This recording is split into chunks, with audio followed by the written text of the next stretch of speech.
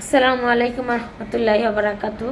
আমি সকল দেশবাসীর উদ্দেশ্যে খালি একটা কথাই বলতে চাই, আপনারা মা ভাই বোন যে যেখানেই আসেন না কেন, যার হাতে যা আছে, হ্যাঁ, আপনারা তাই নিয়ে নামেন, আবারও মাঠে নামেন।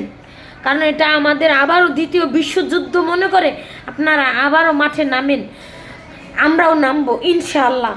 কারণ আমাদের দেশের যে পরিস্থিতি হইতেছে, আমরা এমনিতেই মারা যাব। আর এইভাবে ঘরে চুপ করে বসে থাকলে কোনো সমাধান হইব না।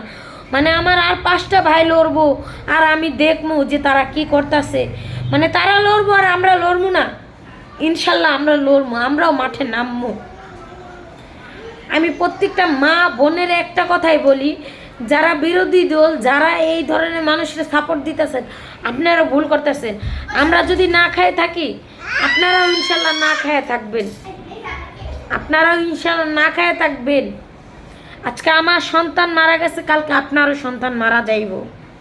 আজকে আমার সন্তান আমি আহাজারি করতেছি, আপনিও একদিন আহাজারি করবেন। আমি স্বামী হারা হইছি, আপনিও স্বামী হারা হইবেন। এইভাবে ঘরে বসে কেউ থাকেন না, কেউ না। সবাই আগে আসেন, যে যেখানে আছেন। দেশের 18 কোটি মানুষ যদি রাস্তায় নামে, হ্যাঁ, যদি 1 কোটি পুলিশও হয়, আর 17 কোটি মানুষও যদি হয়, তাহলে এতগুলি মানুষের সাথে তারা কি পারবো না। আপনারা সবাই একত্র হন, সবাই একসাথে যুদ্ধক্ষেত্রে নামেন। কেউ এই যুদ্ধের ময়দান থেকে পালায় যায় না, কারণ কিয়ামতের দিন এটার হিসাব দিতে হইব। এই দুনিয়া নয়তো পালায় যাবেন, ওই দুনিয়া তো পালানোর মতো কোনো জায়গা থাকবো না। আপনাগো এই কাজ কারবারে জানেন, দিন দিন আমরা ডিপ্রেশনে চলে যাইতেছি। ঠিক মতো ঘুমাইতে পারি না, ঠিক মতো খাইতে পারি না, খালি চোখে একটা, মানে মাথার ভিতরে খালি একটা জিনিসই ঘোরে। আমার ভাই মুগ্ধ, সে কি দোষ করছিল? সে তো কোনো অন্যায় করে নাই। আমি কথা বলার ভাষা হারাই ফেলতেছি। সে কি দোষ করছে? সে আমাদের জন্য জীবন দিছে, আমাদের, মানে সে অন্তত এতটুকু বোঝায় গেছে, যদি আমি মরেও যাই, তারপর তোদেরকে মৃত্যুর আগে 1 ফোঁটা পানি হইলেও আমি তোদেরকে খাওয়াই যাব। আমার ভাই মুগ্ধ, তোদেরকে 1 ফোঁটা পানি হইলেও খাওয়াই গেছে। আমার ভাই আবু সাইদকে তোরা মাইরা ফেলাইছিস নির্ভরভাবে। সে তার জীবন দিয়ে আমাদেরকে বাঁচিয়ে রেখে গেছে, আমাদের সন্তানদেরকে হেফাজত করে গেছে। এই হত্যার বিচার তোদের দিতে হইব। ছোট ছোট সন্তানদের, 4 থেকে 5 বছরের বাচ্চাদের তুই গুলি করে মারছিস, 15-16 বছরের বাচ্চাদের তুই গুলি করে মারছিস, পাখির মতো মারছিস, চোখের সামনে সব পাখির মতো লাইসা গেছে। তোর এগুলির বিচার হবে কাল কিয়ামতের দিন। তো এই দুনিয়া থেকে পার পাইলেও তো ওই দুনিয়াতে পার পাইবি না। এই প্রত্যেকটা হিসাব তোর দিতে হইব। আমরা দাবি ছাড়বো না তোর প্রতি, আমরা দাবি রেখে দিব। তুই কিয়ামতের দিনও শান্তি পাবি না, তুই জীবনও জান্নাত পাবি না। আমি আল্লাহর কাছে একটা কথাই বলি, আল্লাহ জানি তোর জীবনও জান্নাত নসিব না করুক। তোর মতো নরপিশাচের এই দুনিয়াতেও জানি জাগা না হয়, আখেরাতেও জানি জাগা না হয়। আর প্রত্যেকটা মা বাবা ভাই বোন আত্মীয় স্বজন যে যেখানে আছেন, একটা কথাই বলি, এই দেশটা আমাদের সকলের।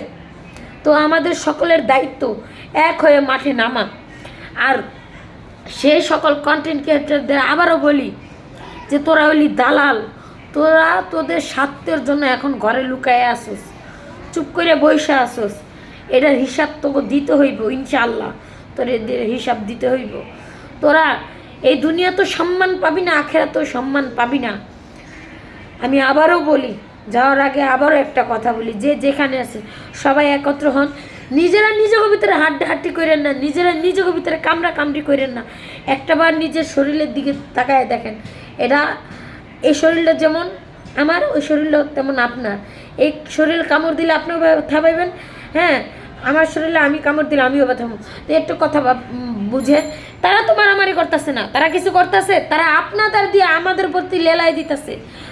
আমি আপনারে কামড় দিতেছি, আপনি আমারে কামড় দিতেছেন, আপনি ব্যথা পাইতেছেন, আমি ব্যথা পাইতেছি, কিন্তু যারা আপনাদের লেলাই দিছে তারা তো ব্যথা পাইতেছে না, তারা কোনো কিছু পাইতেছে, তারা কিচ্ছু পাইতেছে না। তাদের মরা উচিত, আমাদের না।